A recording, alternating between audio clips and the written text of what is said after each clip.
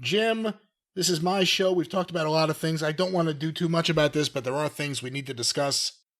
Recent WWE TV. I saw a bit of it. You apparently watched a whole lot of it again. You can't stop yourself. You seem to have a problem. I wouldn't say a whole lot. I wouldn't describe it as a whole lot, but we have to keep up on the major happenings. And I have some notage here because one of them was right down the road from me. Lexington, Kentucky was the home of Smackdown on June 13th. Rupp Arena, 11,900 people, so half a house. Yeah, it's not fair because it's Lexington.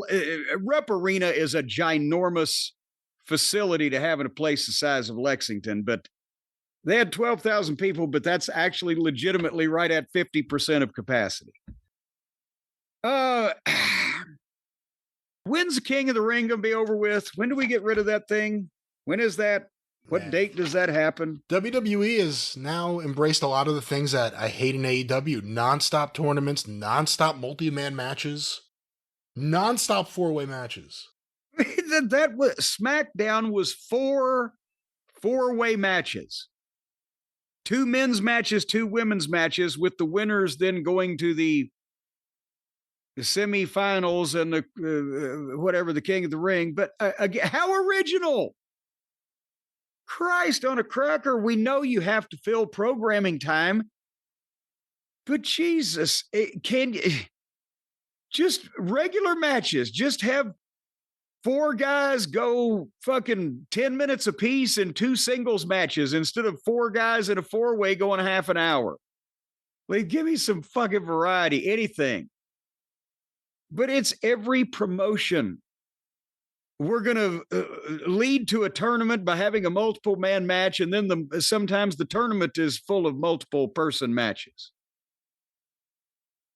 So we're going to hit the high points of what the Stars did on SmackDown last week just to keep you up on it because it's already been a while and I don't care. Except they've got the thing going with Cody and Cena. Cena came out. They do the dueling chants again. He's a great promo. He has great delivery. He knocks everybody. He's very well spoken. Everything takes for fucking ever. And then Cody comes out and gets a big pop. And then they stand there and look at each other for a while. And the people love it. They're looking at each other. Oh my God. He looked sideways at him. Oh my God, I'm coming. And I wrote, they're all alone. Why didn't Cody just beat him up? Because here's the think about it, Brian, when we used to watch wrestling, when wrestling television, regardless of what company was producing it, when the announcer was interviewing the talent and it was presented as a sports presentation instead of theater in the round, even though the announcer might be just a little guy or an old guy or whatever, the sight of him conducting the interview with the guys that were arguing with each other led you to believe there was still some element of control, and therefore that's why my hero, the babyface, doesn't just haul off and punch his prick in the face. Subliminal, but it was there. Do you feel me? I mean, I think a problem in wrestling for a while has been the babyface never does things to make you actually want to get behind him. Remember? I mean, again, it's not Cena and Cody, but Daniel Garcia coming to the ring with a crowbar to confront FTR. And then the first words out of his mouth are like, I wish I could do something to you guys. Well, you have a crowbar, asshole. Do something. Babyfaces hit the ring for people he should be livid at Cena. He should hate Cena. Instead, they just want to give each other speeches. It doesn't make any sense. But again, the 20-minute speeches are bad. And then there's elements that they could have visually that makes it seem more legitimate and like there's some control, and that when things break loose, it's against the norm. It's taboo. It's shit that shouldn't be happening, rather than just anybody can come out anytime, say and fight anything, and we're only going to send people to break it up if we feel like it. And so they talked to each other, and then Orton's music played. And he told Cena off and said he doesn't care who he has to go through, including Cody. And then LA Knight's music played, and he wants the title too, and he's going to win the King of the Ring. And then Cena got fed up with goddamn, listening to everybody. So he started walking out, and Ron Killings jumped on him, and security got on top of him. And we were 25 minutes into the program for everybody telling each other off. And then Killings got 15 seconds of physicality. And that's I'm sick of that's John as Cena. long as an episode of Seinfeld. Yeah, I'm sick of John Cena. I hate to say it, but I'm completely sick of John Cena. And I'm not saying it's all him, but I said it before, that incident with The Rock, Cena's return, ever since that period of time, for me at least, my sensibilities, everything's kind of off base. And the shows have become real slogs more than any time since Vince. And I'm not enjoying it at all. And that's the thing. I'm not as down on Cena as you are, but I'm just down on the, God damn it. It takes literally 30 minutes for all these people to end up coming out, telling each other off, and somebody gets punched the face 3 times. For a half of that's a full episode of a half-hour situation comedy, and these people ain't that fucking funny. And then they had the first of the men's 4-ways with Carmelo against Orton, against LA Knight, against Malachi Black. And another element that I don't like came up. We can just talk about that. I didn't watch the match, don't care. But in the finish, Bronson Reed comes out and jerks LA Knight off the top rope. And then Braun Breaker comes in and spears LA Knight in front of the referee. And then Carmelo just in front of the referee, just because it's no DQ.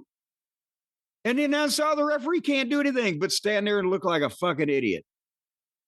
And then Carmelo comes off the top like he's going to dive on LA Knight, but Orton catches him with the RKO and RKOs him on top of our LA Knight, and then pins LA Knight 1, 2. So everybody beat up LA Knight. Nice way to give him an out, but the point is, again, if the heels can just interfere in front of the referee, because every match that you present on every fucking show is no disqualification, then it just becomes a groaner and a cheap way out and lazy booking. And you could at least try to figure out something else than just doing that right in front of the goddamn referee.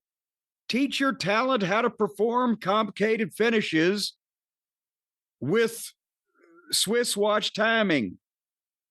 A diversion here, a distraction there, a shot over there, whatever the fuck. Don't just have, everybody just come out and do whatever the fuck they need to do because you can't figure out any way around it. That's my thought. And then we were at 9:00, Brian. How'd you enjoy this thing? I think I was already done by this point.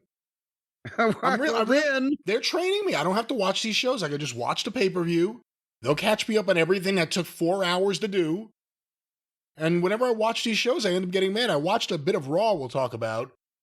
And then once I got to that point in the show where I'm like, there's no more for me, I turned off. But SmackDown has been really bad.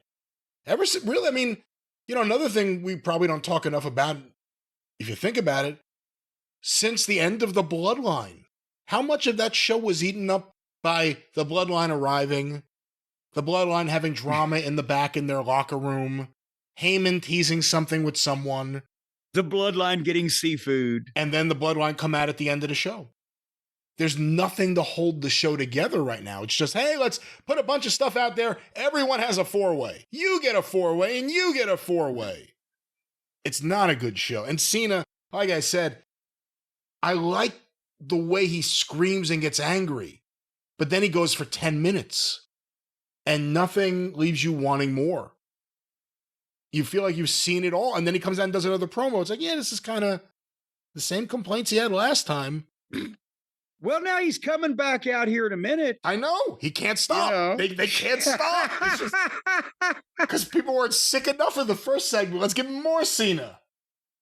But I mean, that's the thing is we're going to see from this. And again, it ain't going to take too long to see it. And then Raw, it's promos and multiple person matches. And that's what you got for a total of almost 6 hours between the 2 days. They were already to the 9 o'clock hour. Jacob Fatu. He's over. He's a star. The people love him. He's amazing. He comes out. He gets a few words to say. Just because we come from the same bloodline doesn't mean you can snake me from behind and take all my credit. And then Solo appears on the screen from their hideout. And he said, you were nothing until I brought you here and made you a star. And next week, I'm going to be ready to take you back. But I need to hear I love you, Solo. Because otherwise, I brought you in and I'll take you out. And then Fatu just leaves. and then we get a girls' four-way. And now it's 9:30. And then we get a girls' promo.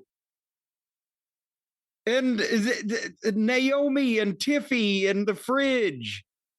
And everybody had a fake fight. And the Motor City Machine Guns against the Wyatt Shits. So honestly, let me stop you. Everything you've said since I told you I stopped watching the show, is there anything you could justify that would have been worth my time? No, that's what I'm telling you. The Machine Guns against the Wyatts. Oh.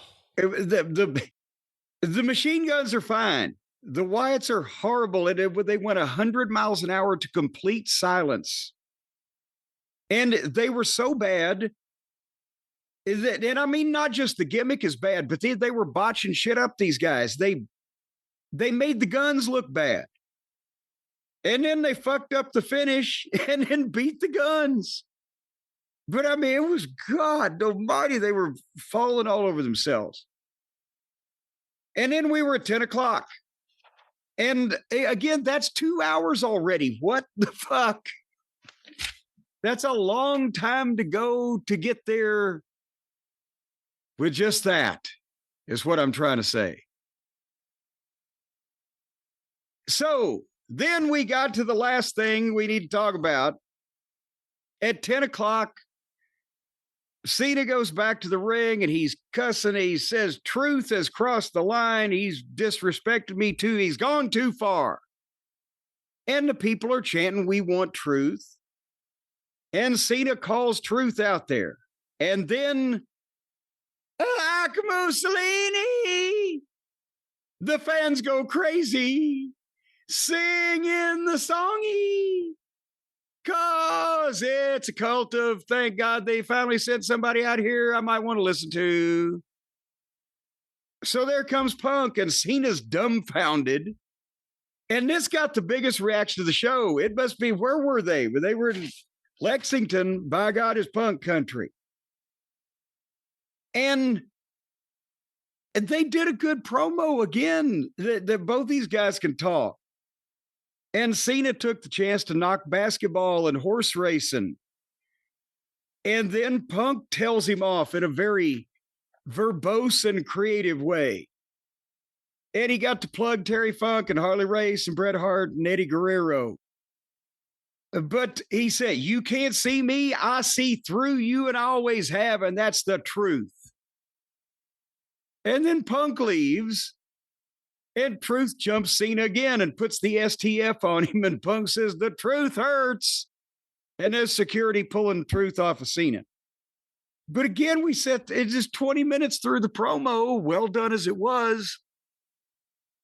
And then, boom, 20 seconds of action. And then we got a girls' tag and another men's four-way. And that was 3 hours. All right. So that's why we're not going into a lot of detail on SmackDown these days.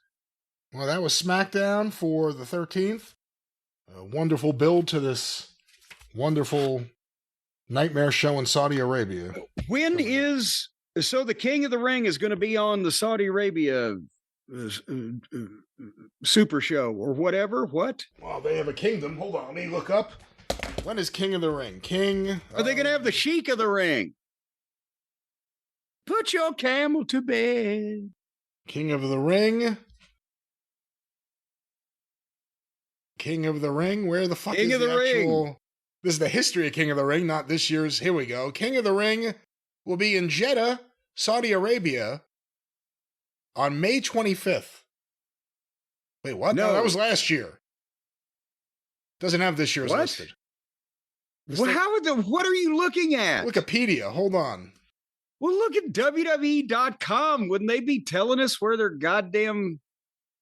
Let's see. Night of Champions. This will be... There's no date here either. Hold on. How can no one have a date listed? WWE.com does not have a date listed either. It just has the brackets. And this tournament looks like shit. Hold on. One more place I'll check. How about this? When is King of the Ring? King of the Ring, Saturday, June 28th. In Saudi Arabia. So yeah, it's gonna we suck. got that to look forward to. It's gonna suck. It's the Saudi Arabian show energy, which is always weird to watch during the day. It's a fucking tournament. Tournaments are fucking done. And see, now you're so negative. And it's you the ought to same be like me. people. It's the same people that it always is. It's Sammy. You ought to and be like Jay me and try to find the good in everything and try to look at things on the positive side of things. Oh, look on the sunny side of life. I'm looking on the positive side. It's a Saturday afternoon. Hopefully by the time it's over, the Met game will start. That's the positive side of things. Maybe there's a 4 p.m. start on that day. But that was SmackDown.